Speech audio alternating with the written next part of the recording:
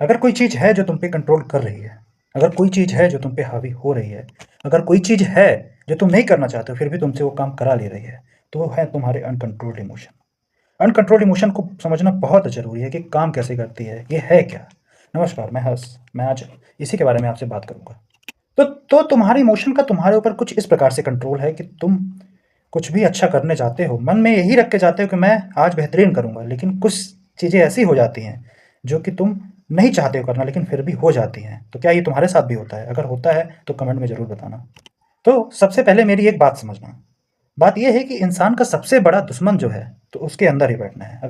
अगर मानते हो इस चीज़ को, तो अपने आप में एनालाइज़ करना और देखना कि तुम्हारे दिन भर के काम कितना ज़्यादा तुम्हारे इमोशन के कारण इन्फ्लुएंस होते हैं। काम के अलावा भी बहुत सारी चीज़ें होती हैं, पर्सनल लाइफ में भी होती है जो कि इन्फ्लुएंस होती हैं। तो अपने आप में समझना, देखना और एनालाइज़ करना कि ऐसा क्यों होता है। वो इमोशन जिसका खुद पे काबू नहीं होता, वो इमोशन जिसके कारण तुम ऐसा कुछ कर देते हो जो तुम नहीं करना चाहते हो, वो इमोशन जो तुमको आगे बढ़ने से रोकता है, वो इमोशन जो तुम्हारे मेंटल हेल्थ और तुम्हारे मेंटली तुमको डिस्टर्ब करता है, वो इमोशन जो तुमको परेशान करता है। कई बार तुम ऐसे फैसले ले लेते हो जो तुमको अनकंट्रोल्ड इमोशन लेने पे मजबूर कर देते हो। तुम ऐसा लेना नहीं चाहते हो लेकिन तुम ले लेते हो, तुम ऐसा कर देते हो। तुम्हारा गुस्सा तुम्हारा डर, तुम्हारा वहम, तुम्हारा किसी पे हद से ज़्यादा भरोसा करना, तुम्हारे ये सब जितने भी हैं, तो ये सब अनकंट्रोल्ड इमोशन है। एक बार सोच के देखना कि अगर तुमको कोई ऐसी चीज़ें पता चल जाएँ कि ये इमोशंस को तुम कंट्रोल कर सको, तो तुमको कितना अच्छा लगेगा, तुमको कितना बेहतर फ़ील होगा। और एक बात याद रखना कि गुस्सा, डर, जलन, दुःख, ये 4 चीज़ें एक बार तुम्हारे ऊपर हावी हो गई, तो तुम चाहे कितने भी टैलेंटेड हो, कितने भी होशियार हो, तुम बर्बाद हो जाओगे, तुम किसी लायक नहीं बचोगे, तुम कुछ नहीं कर पाओगे, तुम जीवन में कुछ भी नहीं कर पाओगे। तो अब सवाल यह है कि हम इसको कंट्रोल कैसे करें? तो चलिए इस पे बात करते हैं। इमोशन इमोशन यानी कि हमारे दिमाग का वो हिस्सा जो हमारी फीलिंग, भावनाओं को कंट्रोल करता है। तो जो हमको इंसान बनाता है। बात कर रहा हूँ डर की। तो डर में हमेशा इंसान पीछे हट जाता है, कोई भी कार्य कर रहा होता है तो पीछे हट जाता है। और इसके अलावा तुम्हारा दुख में इंसान हमेशा टूट जाता है, अंदर से टूट जाता है, उभरने में उसको टाइम लगता है। लेकिन जिन्होंने डर और दुख दोनों पे काबू पा लिया, तो वो धीरे धीरे जीतने लगते हैं, धीरे धीरे आगे बढ़ने लगते हैं अपने जीवन में। तो अभी तो बात हुई कि इमोशंस हमारे ऊपर हावी कैसे होते हैं। लेकिन अब मैं तुम्हें बता रहा हूँ कि तुम किस तरह इमोशन में जल्दी बह जाते हो, तुम कितना इमोशनफुल हो। अगर सामने वाले को ये चीज़ें पता है कि तुम इमोशनल आदमी हो, तुम इमोशनल इंसान हो, चाहे लड़का हो चाहे लड़की हो, तो तुम्हारे ऊपर कंट्रोल करने की कोशिश करेगा, तुमको इमोशनली कंट्रोल करेगा और तुम्हारे ऊपर हावी हो जाएगा, और तुम्हारा कंट्रोल जो है तो किसी दूसरे के हाथ में चला जाएगा और तुम उसके हिसाब से काम करने लगोगे।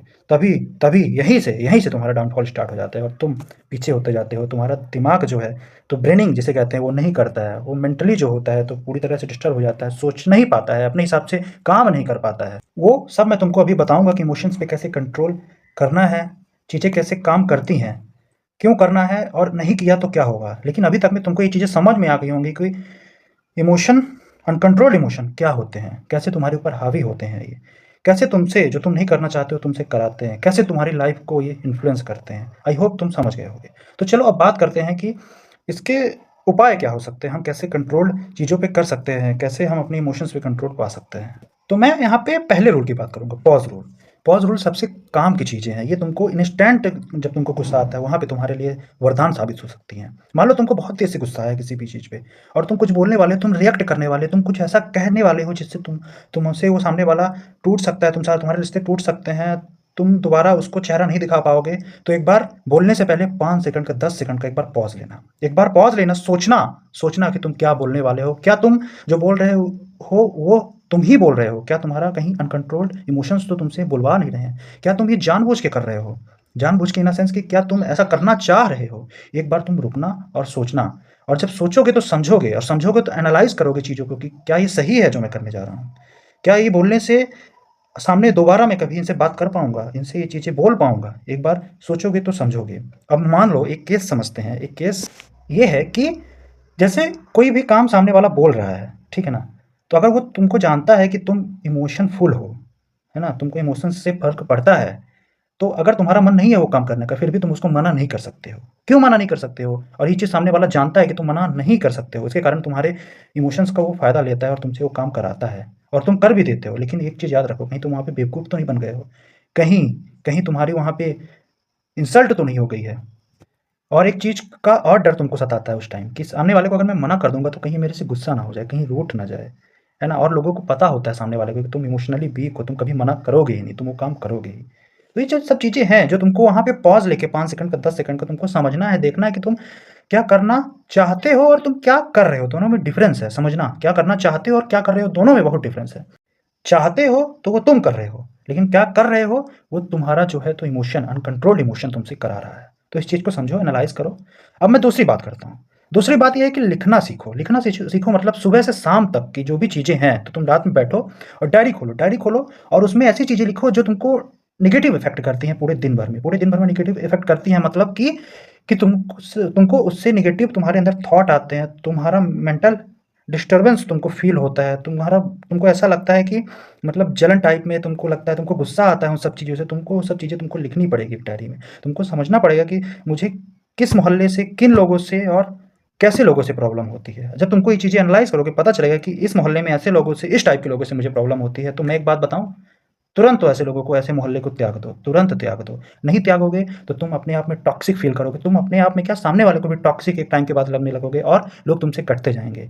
इसीलिए ज़्यादा बेहतर है कि जिन चीज़ों से तुम्हें दिक्कत हो रही है, जिनसे तुम परेशान हो रहे हो, उन चीज़ों को पहले त्यागो, उनसे दूर हटो।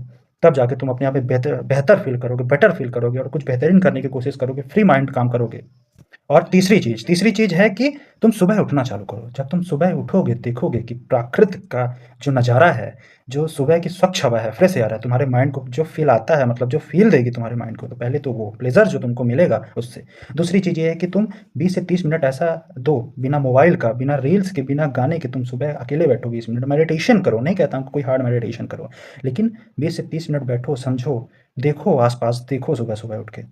एनालाइज़ करो तो तुमको खुद मज़ा आने लगेगा। धीरे-धीरे तुम विश्वास मानो, तुम लगातार ऐसे करते रहे, 15-20 दिन भी किए तो तुमको 20 दिन बाद रिज़ल्ट मिलना चालू हो जाएगा और मैं विश्वास से कह सकता हूँ तुम बेटर फ़ील करना चालू कर जाओगे। तो ये रही पूरी बात जो मैं आज आपसे अनकंट्रोल्ड इमोशंस के बारे में किया। तो अगर वीडियो अच्छी लगी हो तो लाइक, सब्सक्राइब और शेयर ज़रूर करें। मिलते हैं नेक्स्ट पार्ट में। Thank you.